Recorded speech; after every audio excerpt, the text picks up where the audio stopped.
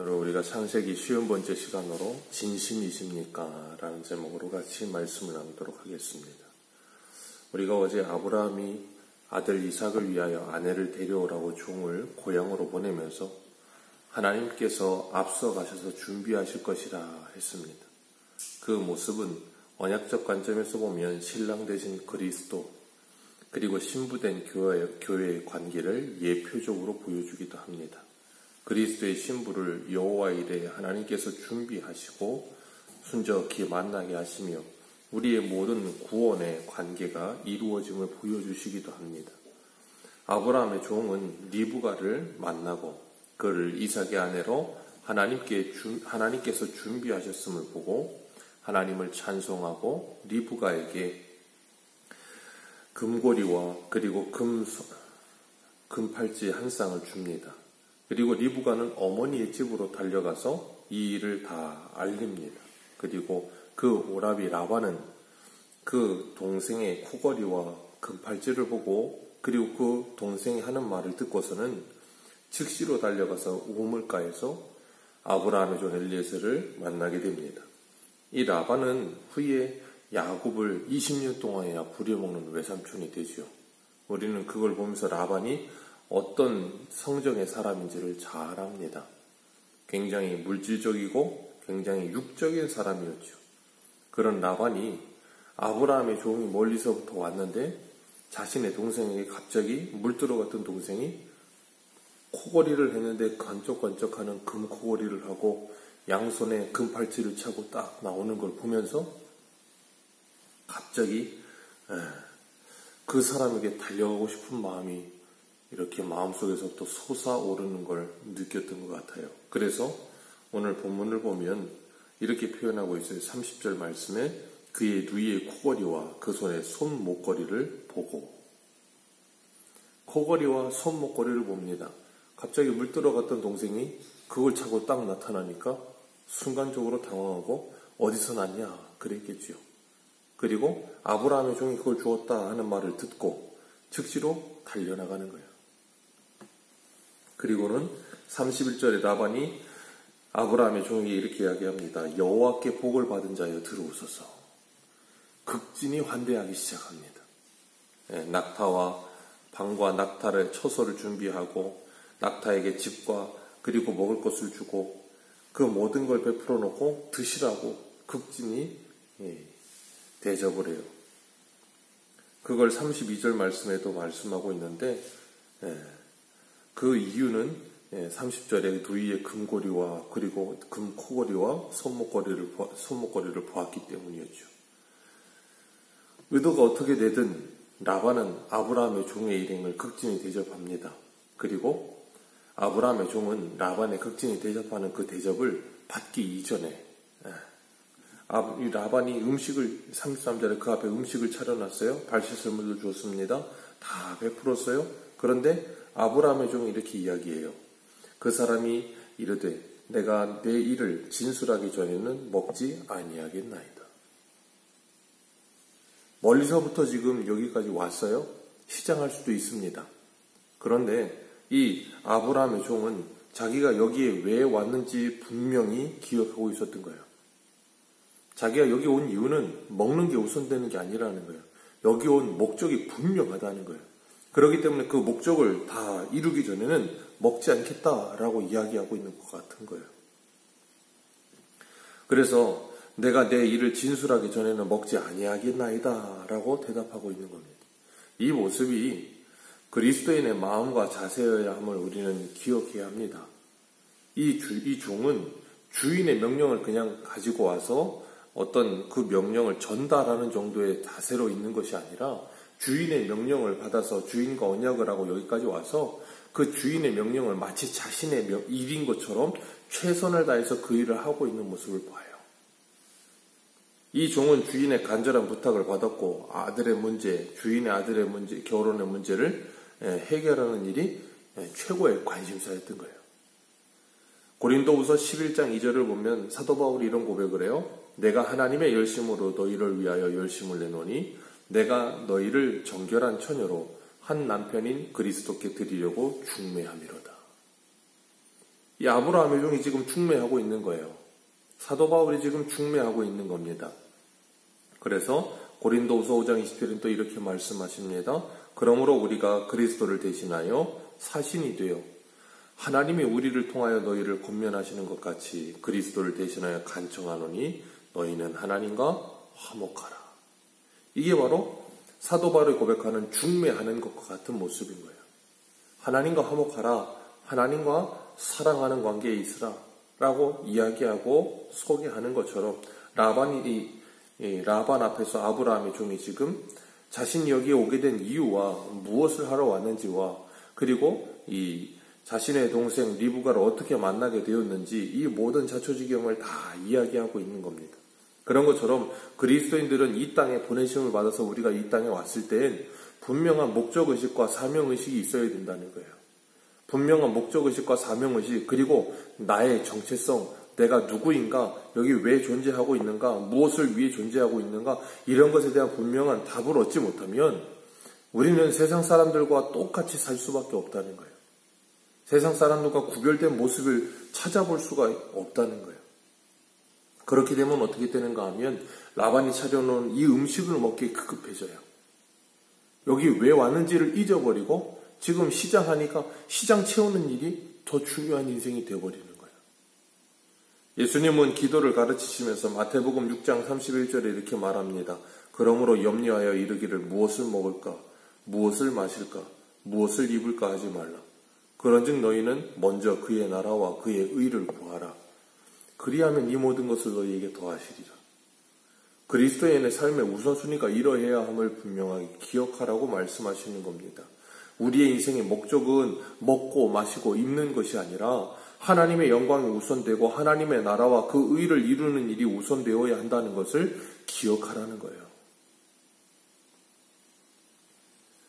아브라함의 종은 자신이 여기 온 분명한 목적을 가지고 있었기 때문에 그 일을 서술하겠다 이야기하면서 그가 자신을 소개합니다. 34절 같이 읽습니다. 시작. 그가 이르되 나는 아브라함의 종이니이다. 아멘. 그가 이르되 나는 아브라함의 종이니이다. 이게 우리 모두의 정체성이어야 될 줄로 믿습니다. 우리는 모두 다 하나님의 종입니다. 지금 라반은 아브라함의 모든 좋은 것을 낙타 10필에다가 다 채워서 사람들을 데리고 여기 왔어요. 그리고 라반이 그 아브라함의 종에게 31절 이렇게 말을 해요. 여호와께 복을 받은 자여 들어오소서. 환대를 합니다. 그러면 이런 상황에 있으면 자신이 어떤 존재인지 자신의 정체성을 순간적으로 잃어버리게 되면 34절 말씀처럼 나는 아브라함의 종이다 라는 표현이 안 나와요. 나는 아브라함의 종이다 라보다는 자신의 신분을 더 격상시키고 싶은 마음이 들지 자신이 아브라함의 종에 불과하다라는 생각을 잘 안 하게 될 수도 있어요. 그런데 이 아브라함의 종은 그러지 않았어요. 자신이 누군지 분명하게 밝히고 있고 자신이 누구인지 분명하게 잊지 않고 있었습니다. 그리스도인들이 이 땅을 살아가면서 자신이 누구인지에 대한 분명한 자아인식을 갖는다는 게 너무나도 중요해요. 왜냐하면 이 아브라함의 종인이다 하는 고백이 없으면 스스로 주인이 되어버리는 경우가 많아요.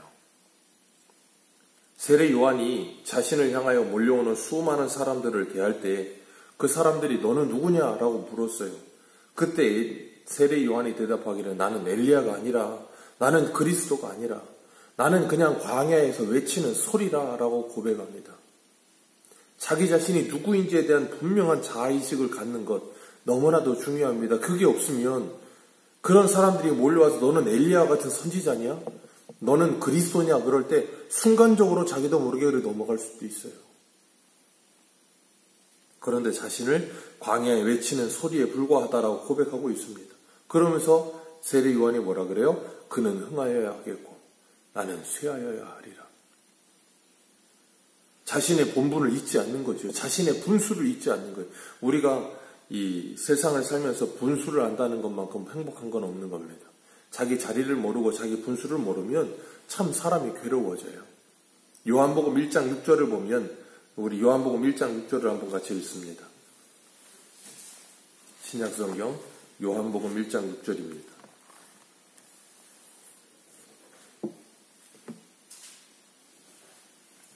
(1장 6절에서 8절) 같이 읽겠습니다. 시작. 하나님께로부터 보내심을 받은 사람이 있으니 그의 이름은 요한이라. 그가 증언하러 왔으니 곧 빛에 대하여 증언하고 모든 사람이 자기를 말미암아 믿게 하려 함이라. 그는 이 빛이 아니요 빛에 대하여 증언하러 온 자라. 아멘. 빛에 대하여 증언하러 온 자지 빛이 아니라는 거예요. 그런데 빛에 대하여 자꾸 증언하다 보면 자기도 모르는 사이에 자기가 빛인 줄 착각을 하는 사람들이 꽤 있어요. 아브라함을 대신해서 아브라함의 명령을 받아서 아브라함의 아들 이삭의 결혼을 중매하러 온 사람인데 자꾸 이런 대접을 받다 보면 자기의 본분을 잊어버리는 사람이 많다고요. 종인데 종님이 자꾸 되려고 하는 사람들이 있어요. 그렇기 때문에 목사도 성도님들도 우리가 하나님 앞에서 우리가 어떤 존재인지를 잊지 않는 것, 그것보다 아름다운 건 없어요.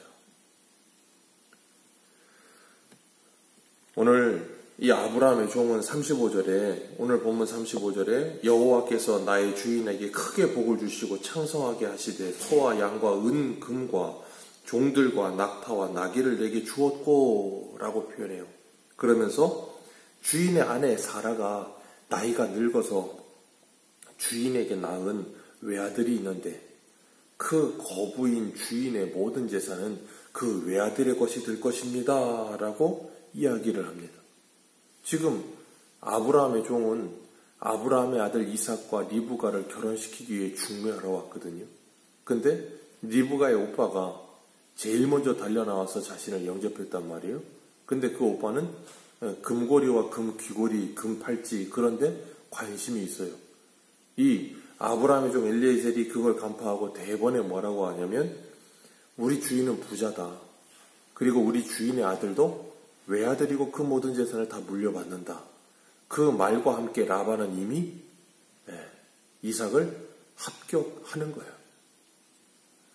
지금 이 아브라함의 종은 그걸 알고 그 이야기부터 합니다. 우리 주인 아브라함이 뭐 갈대아 우르에서 아니면 하란에서 아니면 가나안 땅에 와서 애굽의 왕에게 아니면 그랄 왕에게 아니면 무슨 뭐 엄청나게 힘든 그돌라오멜 왕과 뭐 그런 말 1도 하지 않아요. 그런 말 하지도 않아요.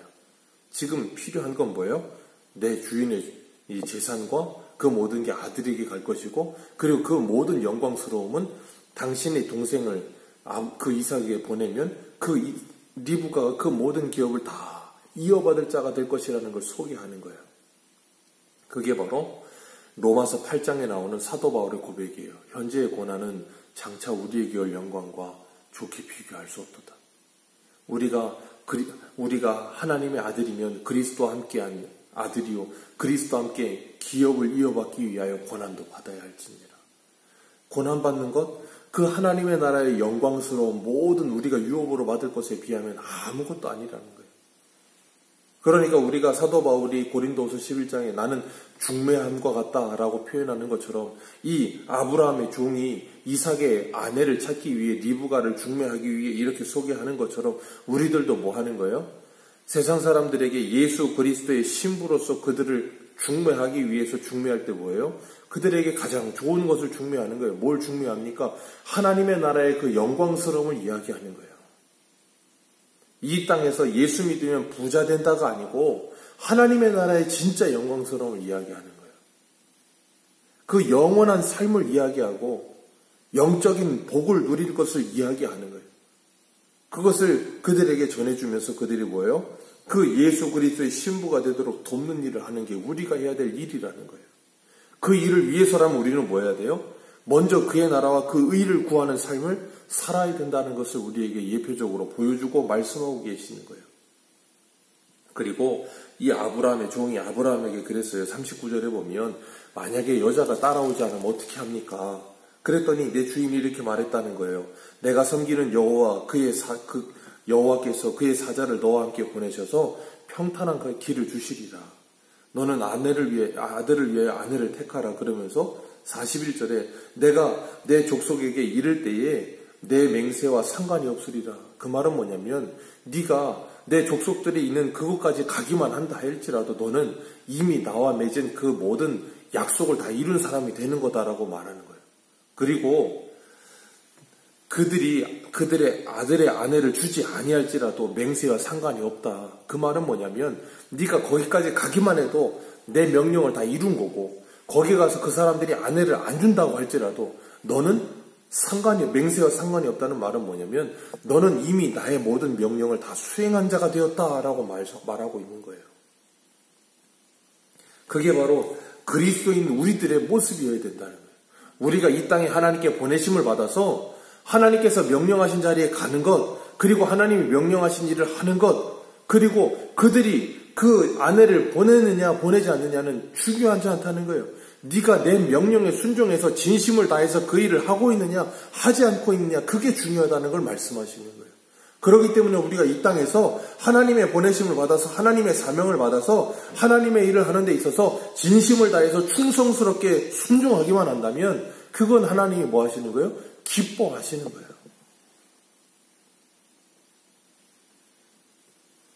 주인의 말을 들은 종은 우물에 앉아서 이제 리브가를 만나게 된 것을 자초지경을 다 설명을 합니다.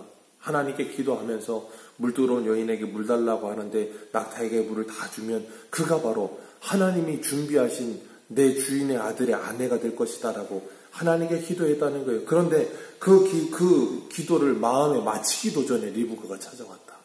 그러면서 뭐 하는 거냐면 이 만남은 우리 그 노사연 집사님이신가요? 그분이 부른 노래처럼 이 만남은 우연이 아니라 하나님이 만드신 비전이다라는 걸 지금 어필하고 있는 거예요. 이 모든 지금 내가 찾아오게 된 것도, 리브가를 만나게 된 것도, 당신 집에 나를 영접한 것도, 그리고 이 모든 결혼을 주관하시는 분은 내 주인도 나도 아니고 하나님이십니다. 이 이야기를 하고 있는 거예요. 그러면서 그 하나님께 머리 숙여 경배하고 찬송했다는 거예요. 이게 바로 오늘날 그리스도인들이 가야 될 결혼관이기도 해요. 내가 좋아서 선택한 사람, 내가 좋아서 뭘 한 사람이 아니라 이 모든 것을 진행하시는 분 하나님이라는 걸 분명히 믿는다면 우리는 이 결혼생활, 가정생활을 정말로 소중하게 여기게 될 것입니다. 그런데 그러지 않고 그냥 내가 선택한 거고 내가 뭘 해서 그런 거고 그런 식으로 생각하게 되면 가정이 굉장히 깨지기가 쉬워요. 결혼생활 유지하기가 굉장히 어렵습니다. 이 종은 주인의 명령을 받아서 이렇게 열심히 그 일을 수행하기 위해서 최선을 다합니다. 예수님께서 그러셨어요. 작은 것에 충성한 자에게는 큰 것을 맡기리라. 이 종은 주인이 맡긴 일에 진심이었습니다. 진심을 다해서 열심을 다해서 충성했어요. 오늘 우리는 무엇에 진심이십니까? 먹는 것에 진심입니까? 내 이름을 내고 유명해지는 데 진심입니까? 부자가 되는데 진심입니까? 아니면 나를 보낸 내 주인의 명령을 따라 순종하며 그 주인의 명령을 이루기 위해 진심으로 살고 계십니까? 주님은 우리에게 말씀하세요. 너희는 먼저 그의 나라와 그의 의를 구하라. 그리하면 이 모든 것을 너희에게 더하시리라. 그 말씀을 붙잡고 이 아브라함의 명령을 받아서 이곳까지 와서 이 모든 일에 진심을 다해서 이 모든 일이 이루어지기 위해 최선을 다하고 있는 이 아브라함의 종처럼 우리들도 하나님이 우리에게 맡기신 자리에서 하나님이 우리를 만나게 하는 사람들과 이 사명을 다하며 예수 그리스도의 복음을 증거하는 일에 진심이 되어서 한 사람이라도 더 천국 백성을 만들기 위해 애쓰는 저와 여러분들 되시기를 주님의 이름으로 축복합니다. 기도하겠습니다.